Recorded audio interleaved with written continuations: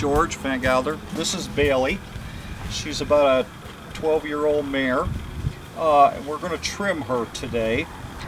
She's not being used, only as a pasture horse right now. The owner, he's had some medical things and he's not riding, so we're just going to trim the horse and leave her. But we want to trim, I trim to a conformation balance, meaning I work off the shoulder, which is a scapula area, to the angle of the front foot, and then we'll go to the back one and I'll explain what that. But right now, let's go ahead and start with the front foot.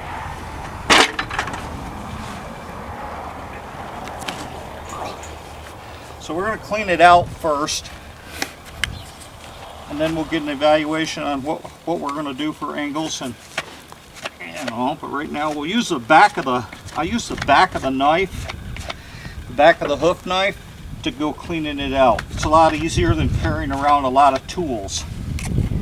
And we're going to take the half round nippers and pare out the frog. The frog is the first thing that you want to start with.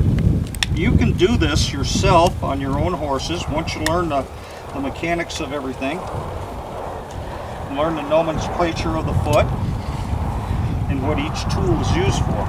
I get the basic out of there, easy baby, and then I trim it out with a knife. Make sure your tools are sharp. I get down on with the right hand knife on the right side of the foot and come up with on the left side. Now I use the left hand knife to come down here and tear it out. Now you don't want to take the whole frog out. The frog is a shock absorber. So we want to keep the center part. This is what pumps blood to it. Now after we get that part done, we want to open the heels just a little bit. Just a little bit. Because we want them to breathe. Just like that. Not much, just a little.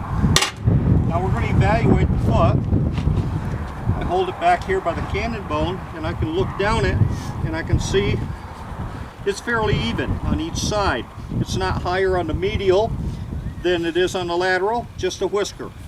And that's what we're going to take off. We'll allow that, and that'll be just done at the end with a rasp. So we're going to start paring this out. And I always found the easiest way. I've taught a lot of students, and the easiest way is just take your nippers and just pull that out nice and easy all the way around. This is the easiest way to do it. And you might ask, well, how far can we go without causing harm to the horse? Well, I'm going to show you that. Right here at the point of the frog, you want to go no more than 1/4 of an inch above that to take out near the point of the toe, right here. So that's about as far as we want to go.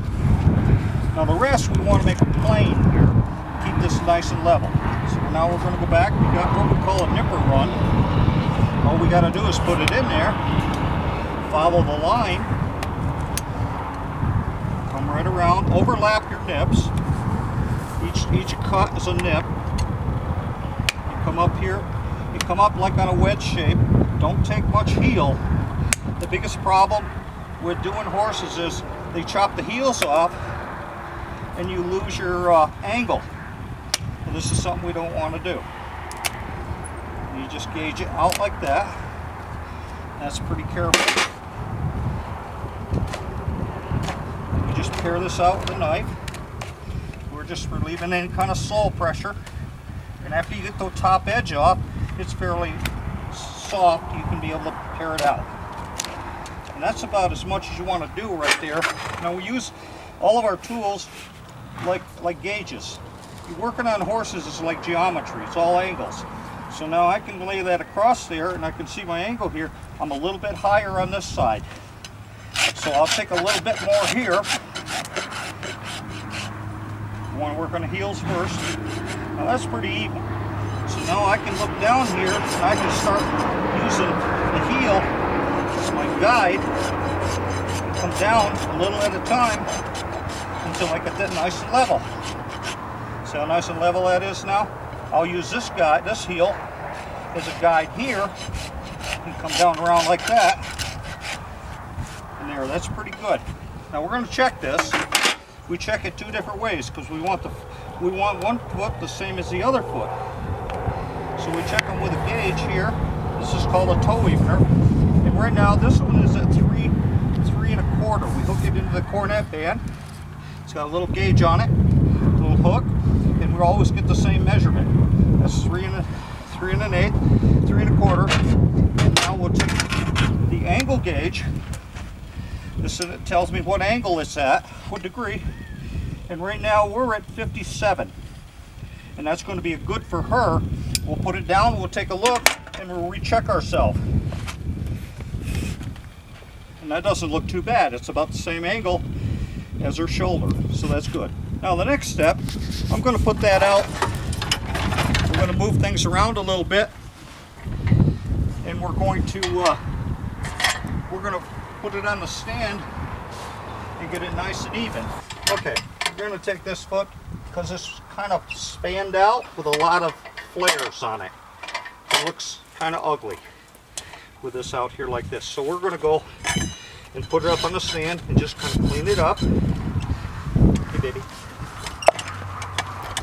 We're going to clean it up like this. When you're holding the foot up, just kind of keep the foot between your knees, step on the stand, so it's nice and even and it stays so her weight doesn't pull it back.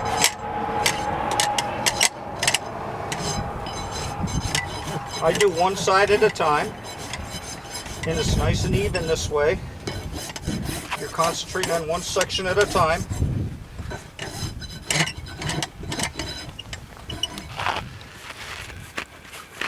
And just kind of go around. Now you'll see, this is a lot of flare out there. See, now this here, you see it's even. Like I said, you use your tools. But we're going to take this off, and we're going to make that pretty like this over here. Stop. Hold still.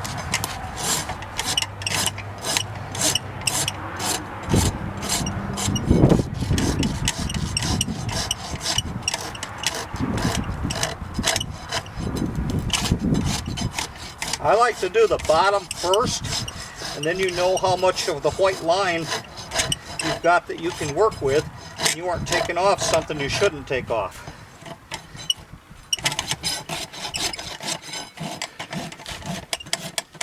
You can explain the white line in another segment. It's inside the hoof wall, and that's when we go and we'll show you how to put a shoe on. Today we're not going to put a shoe on, we're just going to trim.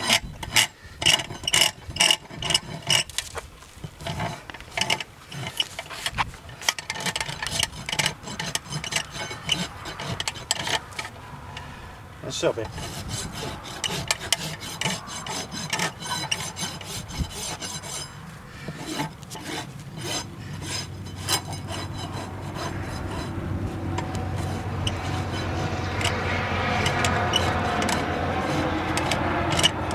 Now you'll see how I got that flare out of there all the way around. Take a little more right there.